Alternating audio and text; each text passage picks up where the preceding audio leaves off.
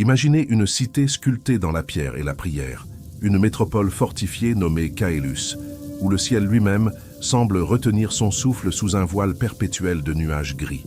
Ces cathédrales aux flèches d'or pur grattent cette voûte céleste avec une arrogance divine, leurs pointes acérées comme des doigts accusateurs pointés vers un paradis silencieux. Ces monuments à la gloire du divin projettent des ombres longues et froides qui s'étirent à travers la ville, des ombres qui rampent et s'infiltrent dans les ruelles étroites et humides, là où la misère s'accroche aux murs suintants comme une moisissure tenace. Caelus est une ville de contrastes violents, un poème architectural où la splendeur côtoie la décrépitude sans jamais la reconnaître.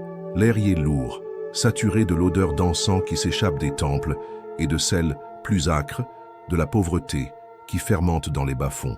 Une piété ostentatoire règne en maître, une performance de chaque instant où la vertu ne se mesure pas à la bonté du cœur, mais au poids des dons jetés dans les troncs, à la sonorité des prières récitées à voix haute sur les parvis, et à la sévérité implacable avec laquelle on condamne ceux qui trébuchent. Chaque citoyen est à la fois un fidèle et un juge, scrutant son voisin avec une diligence qui dépasse de loin l'introspection personnelle. Sous cette façade de sainteté immaculée, une corruption spirituelle profonde a pris racine, un cancer de l'âme qui a métastasé au point de remplacer la compassion par le rituel et l'amour par la peur. Les habitants de Caelus prient à genoux, le front contre le sol froid des églises, mais leur cœur collectif est devenu une pierre, insensible et lourd. Ils ont construit des temples magnifiques pour un Dieu qu'ils ne cherchent plus à comprendre, préférant l'adorer à travers des gestes vides et des formules apprises par cœur. Cette cité, qui se veut le reflet du royaume des cieux, n'est en réalité qu'une cage dorée, où les âmes s'étiolent dans l'illusion de leur propre droiture. Et au milieu de cette théocratie rigide, une question fondamentale demeure, une question que personne n'ose poser à voix haute. Que se passe-t-il lorsque l'homme le plus juste d'une telle cité, le pilier même de cette foi intransigeante, découvre que le ciel pour lequel il a tout sacrifié l'a déjà rejeté? Dans les entrailles de Caelus, loin de la lumière dorée qui se brise sur les vitraux des cathédrales, s'étend un labyrinthe de venelles où le soleil ne pénètre jamais. C'est un monde souterrain à ciel ouvert, un royaume d'ombres où la survie est une lutte silencieuse et quotidienne. Ici, les murs suintent une humidité glaciale qui semble remonter des fondations mêmes de la ville, et le pavé inégal est constamment glissant, couvert d'une fine pellicule de crasse et de désespoir. Le son des hymnes sacrés qui s'élèvent des temples parvient jusqu'ici, mais il est déformé, étouffé, se mêlant aux pleurs des enfants affamés, aux toux caverneuses des malades et aux murmures amers de ceux que la société a rejetés. C'est dans ce cloaque que la véritable nature de Caelus se révèle, dépouillée de ses ornements et de ses prétentions. La charité prêchée avec tant de ferveur dans les hauteurs ne descend jamais jusqu'ici. Elle s'arrête aux portes des quartiers riches, satisfaites d'elle-même. Les parias, les veuves, les orphelins, les infirmes, tous ceux dont la souffrance est une tache sur le tableau parfait de la piété de la cité, sont relégués dans ces ténèbres. Ils sont considérés non pas comme des malheureux à secourir, mais comme des pécheurs portant la marque visible de la défaveur divine. Leur misère est perçue comme une punition juste, un rappel pour les autres de la nécessité de marcher droit. Ainsi, les habitants des beaux quartiers, en passant près de ces ruelles, détournent le regard, non pas par gêne, mais par un sentiment de supériorité morale, se félicitant intérieurement de ne pas avoir mérité un tel sort. Ils ne voient pas des êtres humains, mais des symboles de l'échec spirituel. Et pourtant, c'est dans ce creuset de souffrance que palpite parfois une foi plus pure et plus ardente que toutes les prières déclamées dans les nefs majestueuses. Une foi qui ne demande rien, qui n'attend aucune récompense terrestre, une foi qui est simplement un souffle, une lueur fragile dans une obscurité immense. C'est le paradoxe ultime de Caelus. La lumière spirituelle la plus intense ne se trouve pas au sommet de ces flèches dorées, mais au plus profond de ces abîmes de désespoir, là où personne ne pense jamais à la chercher. Ananias était l'incarnation vivante de la réussite à Caelus. À 50 ans, il était un marchand dont la réputation n'avait d'égal que la fortune, un membre éminent du Conseil des Anciens dont la parole pesait lourd dans toutes les décisions de la cité. Son apparence était un chef-d'œuvre de sobriété étudiée et de richesse discrète. Ses robes, taillées dans les tissus les Plus fins, étaient de couleur sombre, dépourvues de toute ostentation, mais leur coupe parfaite et la qualité de l'étoffe criaient son statut à qui savait voir. Sa barbe, d'un gris distingué, était taillée avec une précision millimétrique, encadrant un visage aux traits sévères mais nobles. Son regard perçant et intelligent semblait capable de sonder l'âme de ses interlocuteurs, de déceler la moindre faiblesse, la moindre duplicité. Il se mouvait avec une lenteur calculée, une assurance tranquille qui forçait le respect et intimidait ses rivaux. Pour le commun des mortels à Caélus, Ananias était le parangon de la vertu, un homme dont la vie entière était un témoignage de sa dévotion et de la faveur divine qui en découlait. Ses dons au temple étaient les plus généreux, ses discours sur la moralité les plus intransigeants et ses jugements sur les pécheurs les plus sévères. Il était un pilier sur lequel reposait l'ordre moral de la cité. Mais cette façade de droiture, inébranlable, n'était qu'un bouclier, une armure magnifique protégeant une âme rongée par une peur secrète et dévorante, la peur de l'insignifiance. Au plus profond de lui, Ananias n'était pas mu par l'amour du divin, mais par un orgueil démesuré et la terreur panique de ne pas laisser une marque indélébile dans les mémoires des hommes et dans les registres du ciel. Sa piété n'était pas une quête de connexion, mais une stratégie d'accumulation. Chaque prière était un investissement, chaque acte de charité publique une transaction pour s'assurer une place de choix dans l'au-delà. Il ne cherchait pas à être bon, il cherchait à être vu comme étant bon, une nuance subtile mais fondamentale qui avait fini par empoisonner la source même de sa foi. Il était devenu un acteur si parfait dans le rôle du saint homme qu'il avait lui-même oublié la distinction entre le personnage et la personne. Il vivait dans une prison de sa propre construction, une forteresse de vertu apparente qui l'isolait de toute véritable humanité et, sans qu'il le sache, de toute grâce divine. Que pouvait-il donc arriver à un homme qui avait passé sa vie à construire une tour si haute pour atteindre le ciel, si ce n'est la peur vertigineuse de la chute? Une nuit, alors que Caélus était plongé dans un silence que seuls les gardes de nuit et les âmes en peine osaient troubler, Ananias fut arraché à son sommeil. Ou plutôt, il fut emporté dans un sommeil plus profond, plus lucide que n'importe quelle veille. Il ne s'agissait pas d'un rêve ordinaire, fait de fragments confus et de logiques absurdes. C'était une vision d'une clarté terrifiante, une expérience si réelle qu'elle éclipsait la solidité de son lit et la chaleur de ses couvertures. Il se retrouva debout, non pas dans sa chambre opulente, mais dans un lieu hors du temps et de l'espace. Une bibliothèque céleste infinie s'étendait devant lui, sous une voûte d'où émanait une lumière douce et omnisciente, une lumière qui ne créait aucune ombre. Les étagères, faites d'un bois inconnu qui semblait vivant, montaient jusqu'à des hauteurs vertigineuses, disparaissant dans la brume lumineuse. Des millions, des milliards de volumes reliés de cuir reposaient là, chacun vibrant d'une énergie subtile. Chaque livre, il le comprit sans qu'on le lui dise, contenait l'histoire complète d'une âme. Un être se tenait à ses côtés, une figure qu'il identifia immédiatement comme un ange gardien, non pas par la présence d'ailes ou d'un halo, mais par l'aura, d'une paix et d'une autorité absolue qui émanait de lui. L'ange ne dit rien, mais son intention était claire. D'un geste lent et solennel, il s'approcha d'un pupitre massif au centre de la salle et ouvrit un immense volume, plus grand et plus ancien que tous les autres. Le livre de la vie. Le cuir de la reliure était usé par les éternités, et les pages, d'un parchemin d'une blancheur surnaturelle, semblaient briller de l'intérieur. Le cœur d'Ananias, même dans cet état de transe, se mit à battre avec une anticipation fière.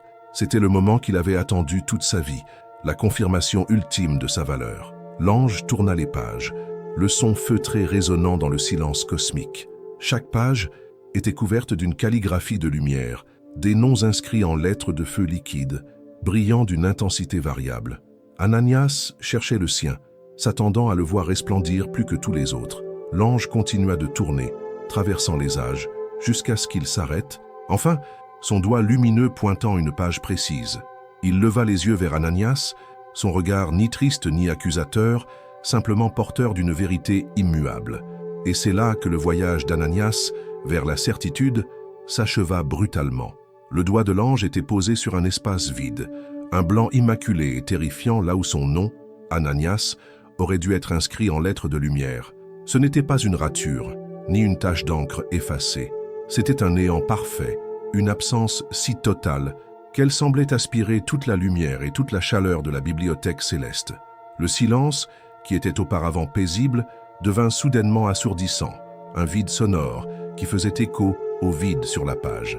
Un froid absolu, différent de tout froid terrestre, commença à s'insinuer en lui. Ce n'était pas le froid de la glace ou de l'hiver, mais le froid de l'inexistence, le gel de l'âme privée de toute connexion avec sa source, une damnation non pas de feu et de souffrance, mais de solitude et d'oubli éternel. La panique monta en lui, une vague glaciale qui submergea des décennies d'assurance et d'orgueil. Il voulut crier, protester, énumérer ses œuvres, ses dons, ses prières, ses jeûnes, la discipline de fer qu'il s'était imposée toute sa vie. Il voulut plaider son cas, expliquer qu'il y avait une erreur, une terrible méprise administrative dans les archives du ciel. Mais aucun son ne sortit de sa gorge. Il était paralysé, cloué sur place par la vision de cette page, blanche qui était le verdict final et irrévocable de son existence. Tous ses efforts, toutes ses ambitions, toute la structure de sa vie méticuleusement construite pour plaire à Dieu, tout cela n'avait abouti à rien, moins que rien, à une absence. Le regard de l'ange ne sciait pas. Il n'y avait ni pitié ni condamnation dans ses yeux, seulement le reflet d'une réalité qu'Ananias avait refusé de voir. Le message était clair et sans appel. Sa vie, telle qu'il l'avait vécue, n'avait laissé aucune trace digne d'être enregistrée dans l'éternité. La terreur se mua en une angoisse existentielle si profonde qu'elle menaçait de le dissoudre sur place. Qui était-il s'il n'était pas le juste Ananias? Qu'était sa vie si elle n'était pas un chemin vers la récompense divine? La bibliothèque infinie commença à se déformer, les étagères ondulant comme sous l'effet d'une chaleur intense, la lumière vacillant comme une bougie sur le point de s'éteindre. Le froid s'intensifia, le saisissant au cœur, et c'est avec un hurlement muet qui déchira son âme qu'Ananias fut violemment projeté hors de sa vision, retournant à la réalité avec la sensation de tomber d'une hauteur infinie. Il se réveilla d'un seul coup, le corps secoué d'un spasme violent, un cri étranglé mourant sur ses lèvres. Il était assis dans son lit, le dos droit, les yeux grands ouverts dans l'obscurité de sa chambre. La sueur perlait sur son front et coulait le long de ses tempes. Ses draps de lin fin étaient trempés et froids contre sa peau. Sa poitrine se soulevait et s'abaissait de manière erratique, son cœur battant contre ses côtes comme un oiseau en cage tentant de s'échapper. L'air frais de la nuit, entrant par la fenêtre entr'ouverte, lui semblait glacial, mais ce n'était rien comparé au froid qui demeurait au plus profond de son être, un éclat de glace de la bibliothèque céleste qu'il avait ramené avec lui. Il regarda autour de lui, cherchant désespérément le réconfort des objets familiers. La tapisserie coûteuse représentant une scène biblique, le coffre en bois précieux sculpté, la lueur de la lune se reflétant sur une carafe d'argent. Mais, pour la première fois de sa vie, ces symboles de sa réussite terrestre ne lui apportaient aucune consolation. Il semblait creux, dénué de sens, des accessoires de théâtre pour une pièce dont le dénouement venait de lui être révélé. Le rêve ne s'estompait pas comme les autres songes. Au contraire, sa clarté et sa réalité s'intensifiaient à chaque seconde, gravant chaque détail dans sa mémoire avec une précision cruelle. La vision de la page blanche flottait devant ses yeux, plus réelle que les murs de sa propre chambre. Une certitude glaciale s'installa en lui, une conviction si puissante qu'elle balaya toute possibilité de doute. Ce n'était pas un simple cauchemar, c'était un message, un jugement. Malgré une vie entière de dévotion apparente, malgré sa réputation sans tache et son statut de pilier de la foi, son nom avait été effacé du livre de la vie. Ou peut-être, pensée plus terrifiante encore, n'y avait-il jamais été inscrit. C'est ici que commence notre histoire, pas l'histoire d'un saint, mais celle d'un homme qui se croyait saint et qui a été forcé de regarder dans le miroir de l'éternité pour y découvrir un vide effrayant. Nous allons le suivre dans sa quête désespérée pour comprendre. Qu'est-ce qui peut rendre une vie de piété si vaine aux yeux du divin? Quelle est cette vertu essentielle qui lui a manqué? Ce péché subtil qu'il a commis, si grave qu'il a annulé toutes ses bonnes actions? La réponse se cache quelque part dans les rues de Caylus, entre les flèches dorées et les ruelles sombres, et elle va non seulement bouleverser la vie d'Ananias, mais aussi ébranler les fondations mêmes de la cité au cœur de pierre. Que se passerait-il si une vie entière, bâtie sur la certitude de sa propre vertu, se révélait n'être qu'une illusion magnifique? Si chaque prière, chaque don, chaque acte de piété n'était en réalité qu'une pierre de plus ajoutée au mur qui vous sépare du divin que vous prétendez servir. C'est l'histoire d'un homme qui se tenait au sommet d'un monde de foi, un colosse de droiture admiré de tous, pour découvrir dans le silence d'une nuit que le ciel pour lequel il avait tout sacrifié ne connaissait même pas son nom. C'est un voyage au cœur d'une cité, au cœur de pierre, une descente dans les abîmes de l'âme humaine pour y trouver une vérité aussi terrifiante que libératrice. Parfois, il faut tout perdre, absolument tout, pour enfin trouver ce qui compte vraiment. Accrochez-vous, car les fondations que vous croyez solides sont sur le point d'être ébranlées, et la lumière que vous cherchez se trouve peut-être dans l'obscurité la plus profonde que vous puissiez imaginer, là où la chute n'est pas une fin, mais le seul véritable commencement. Le premier souffle de notre histoire s'élève avec l'encens des cathédrales de Caélus, une cité sculptée dans la prière et la peur.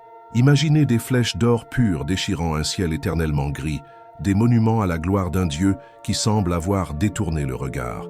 Ces tours arrogantes projettent des ombres longues et froides qui s'étirent comme les doigts d'un spectre sur la ville.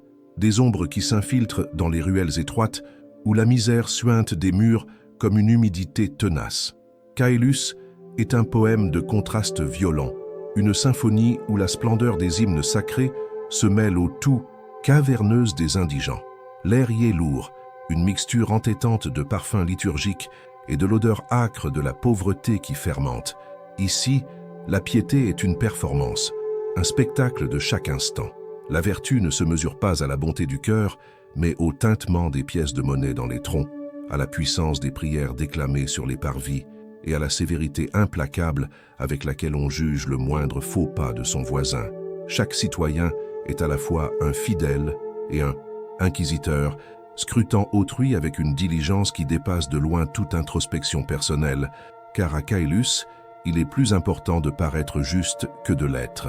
Sous cette façade immaculée, une corruption spirituelle a pris racine, un cancer de l'âme qui a métastasé jusqu'à remplacer la compassion par le rituel et l'amour par la peur. Les habitants prient à genoux, le front contre la pierre glacée des églises, mais leur cœur collectif est devenu aussi dur et froid que ce sol.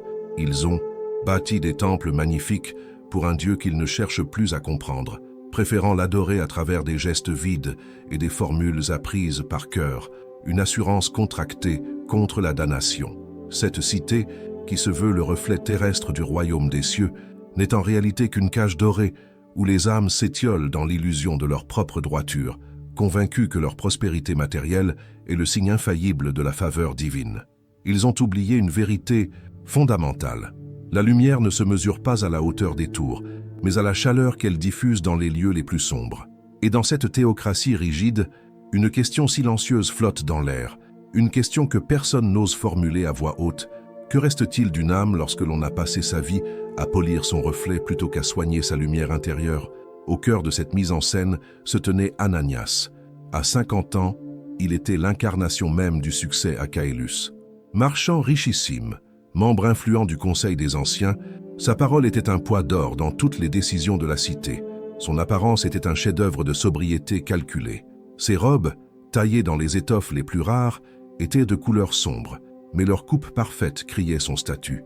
Sa barbe grise, taillée avec une précision d'orfèvre, encadrait un visage aux traits sévères mais nobles, et son regard perçant semblait capable de sonder les âmes, d'y déceler la moindre faiblesse. Il se mouvait avec une lenteur assurée qui forçait le respect et glaçait ses rivaux.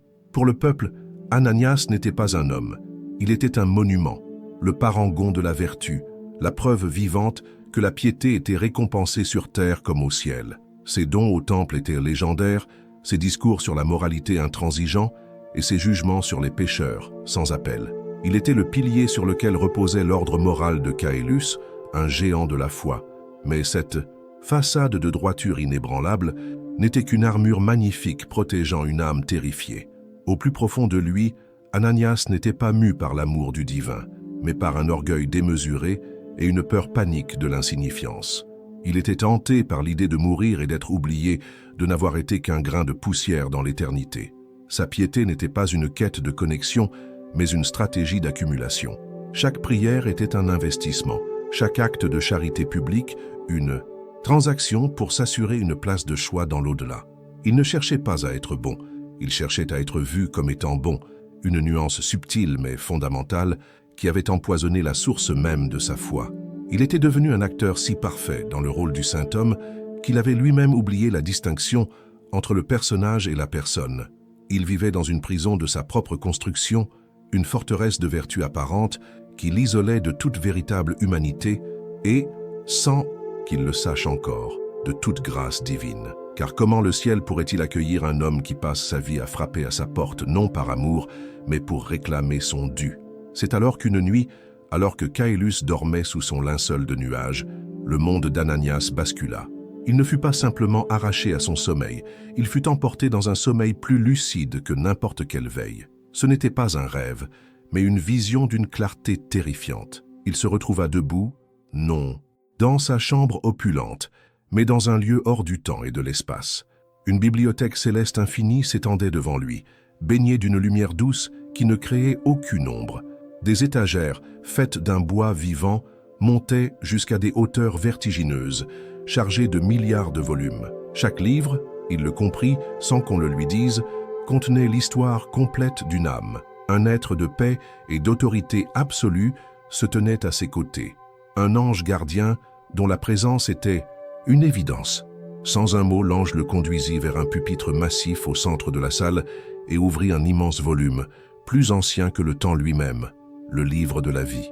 Le cœur d'Ananias, même dans cet état de transe, se mit à battre avec une anticipation fière. C'était le moment qu'il attendait, la confirmation ultime de sa valeur, le couronnement d'une vie de sacrifice et de discipline. L'ange tourna les pages, un son feutré résonnant dans le silence cosmique. Chaque page était couverte d'une calligraphie de lumière, des noms inscrits en lettres de feu liquide, brillant de 1000 éclats. Ananias cherchait le sien, s'attendant à le voir resplendir plus que tous les autres, un phare dans l'océan des âmes. L'ange continua de tourner, traversant les âges, jusqu'à ce qu'il s'arrête enfin, son doigt lumineux pointant une page précise. Il leva les yeux vers Ananias, son regard ni triste ni accusateur, simplement porteur d'une vérité immuable, une vérité aussi pure et tranchante qu'un éclat de diamant.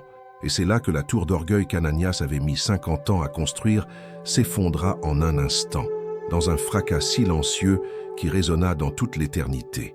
Le doigt de l'ange était posé sur un espace vide, un blanc immaculé et terrifiant, là où son nom aurait dû être gravé en lettres de lumière. Ce n'était pas une rature, ni une tache, c'était un néant parfait, une absence si totale qu'elle semblait aspirer toute la lumière de la bibliothèque céleste. Le silence, auparavant paisible, devint soudainement assourdissant, un vide sonore qui faisait écho au vide sur la page.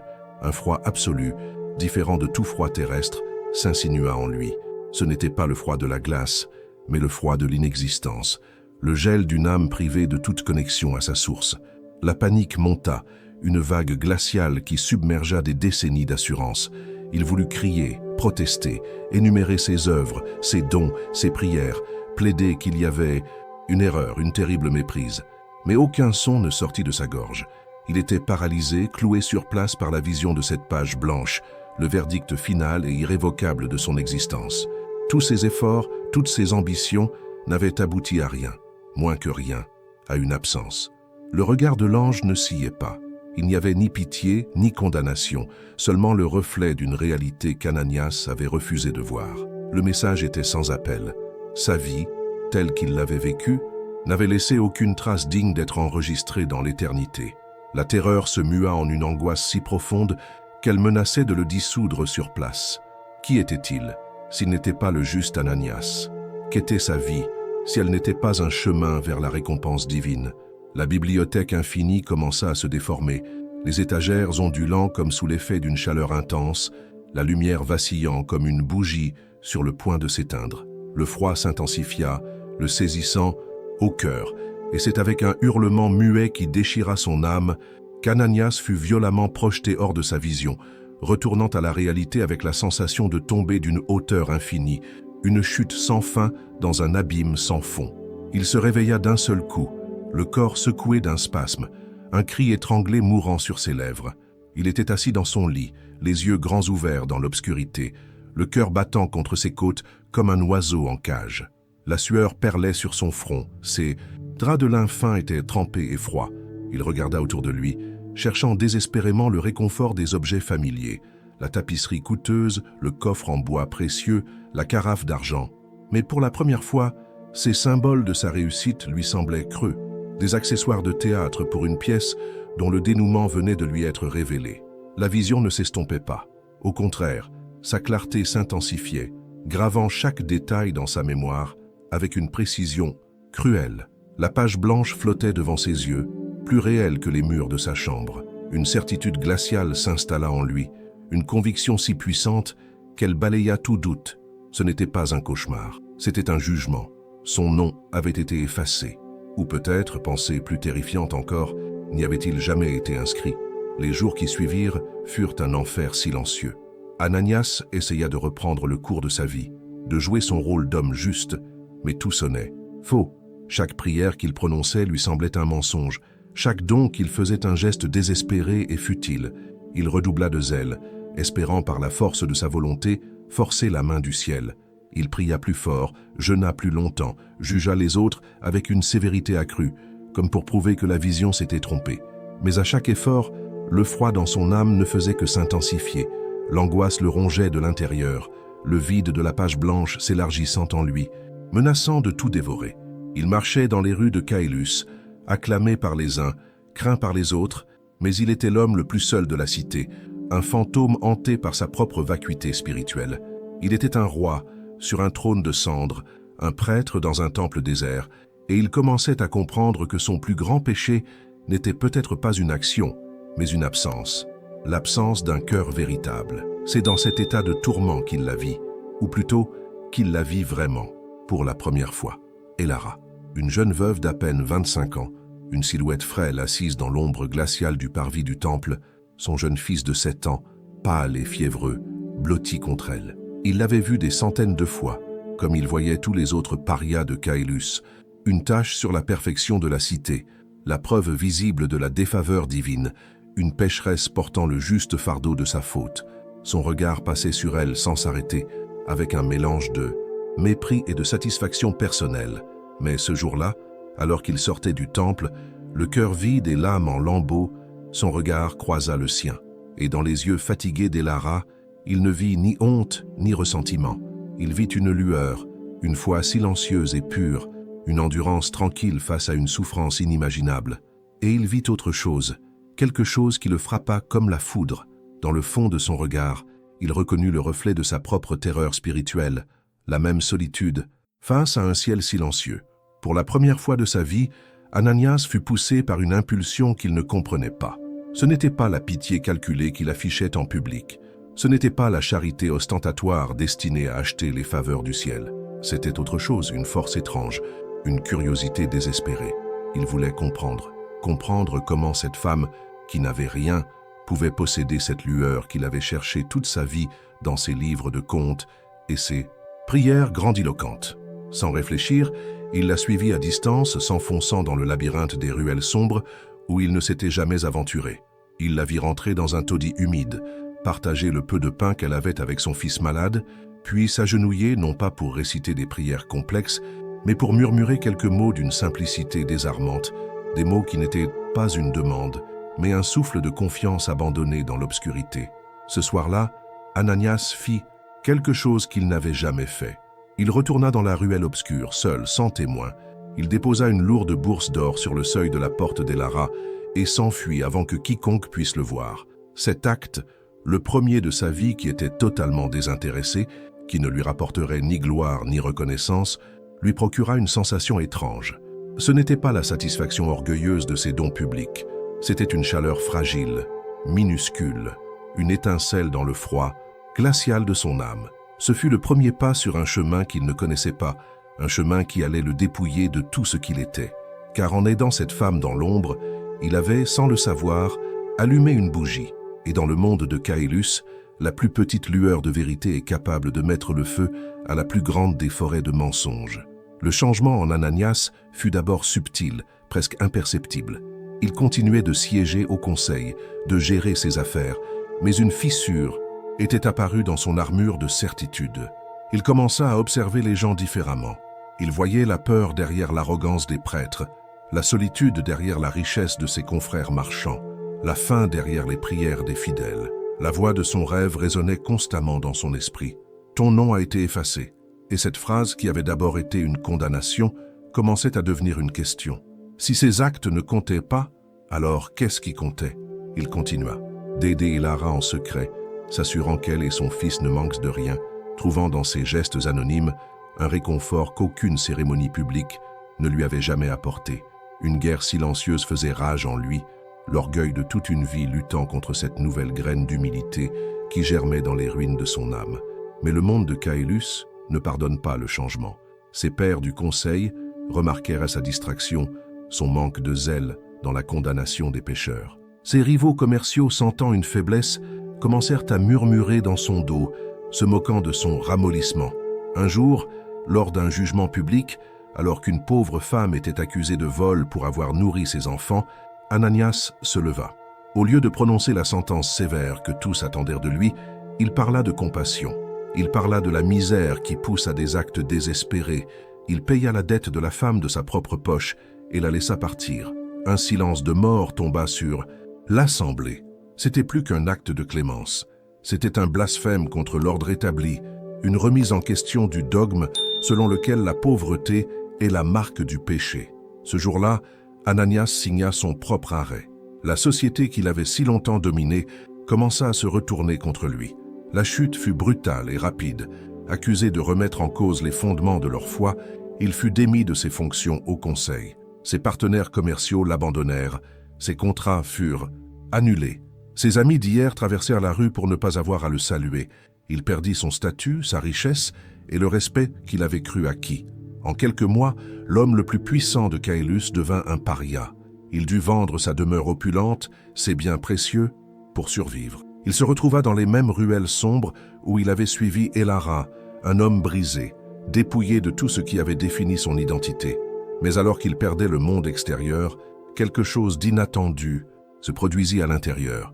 Le froid dans son âme commença à reculer, remplacé non pas par de la chaleur, mais par une paix étrange, la paix de celui qui n'a plus rien à perdre, plus aucune image à maintenir, plus aucun rôle à jouer.